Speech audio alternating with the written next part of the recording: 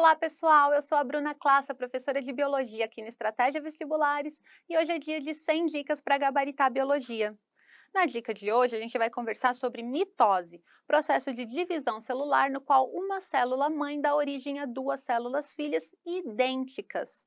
Isso acontece com um revezamento aí entre as fases do ciclo celular, que contém aí um período longo de intérfase, seguido por uma divisão celular que é curta, dura aí entre 1 a 2 horas. A intérfase é dividida nas subfases G1, S e G2.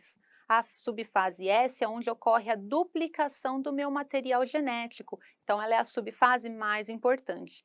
A partir daí, a célula está pronta para começar a sua divisão celular e a primeira fase da mitose é chamada de prófase.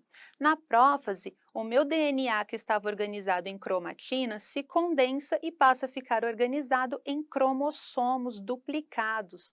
Além disso, cada centrossomo começa a fabricar microtúbulos formando o fuso mitótico primário, e esses centrossomos passam a migrar para os polos da célula. Na metáfase, os meus cromossomos se alinham no centro da minha célula, formando o que a gente chama de placa metafásica. E as fibras do fuso se ligam então ao centrômero de cada cromossomo. A seguir, inicia-se a anáfase, o momento em que ocorre a separação das cromátides. Isso acontece porque essas fibras do fuso sofrem um encurtamento, puxando as cromátides para os polos e separando então esses cromossomos. A seguir, segue-se a telófase, onde o envoltório nuclear volta a aparecer, enovelando aqui o material genético, e as fibras do fuso começam a desaparecer.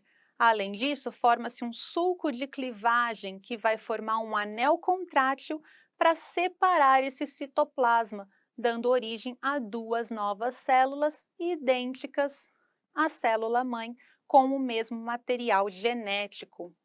O que é diferente aí na mitose da célula animal e da célula vegetal é que na célula animal eu tenho uma divisão citoplasmática de fora para dentro. Ocorre um estrangulamento da minha célula, dividindo em duas novas células.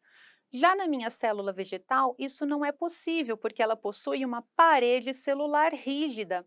Então, vesículas do complexo de Golgi são formadas e elas acabam formando uma estrutura aqui que se une para formar uma lamela média.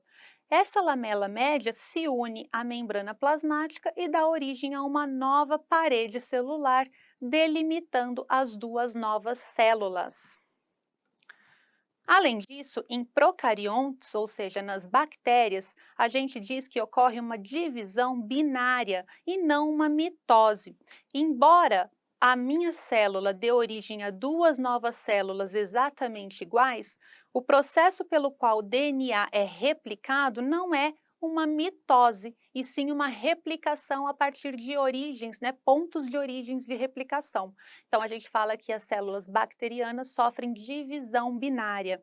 O seu DNA replica-se aí, formando duas novas moléculas circulares, ao mesmo tempo a célula sofre um elongamento, ela fica comprida, até que a membrana invagina-se e dá origem a duas células normais aí, idênticas à célula mãe. Importante saber que na mitose, a ploidia nunca muda. Uma célula N vai dar origem a duas células N. Uma célula 2N vai dar origem a duas células 2N. A ploidia é sempre a mesma. O que varia é a quantidade de DNA por núcleo, ou seja, na fase S, esse DNA é duplicado, então eu aumento a quantidade de DNA, que é reduzida somente na anáfase quando ocorre a separação das cromátides irmãs.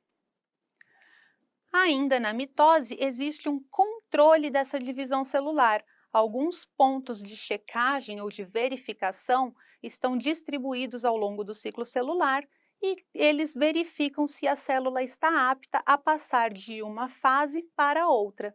O primeiro ponto ocorre na fase G1, o segundo na fase G2 e o terceiro na fase M. A dica de hoje era essa, a gente conversou sobre mitose e a gente se vê na próxima dica falando de meiose. Tchau, tchau!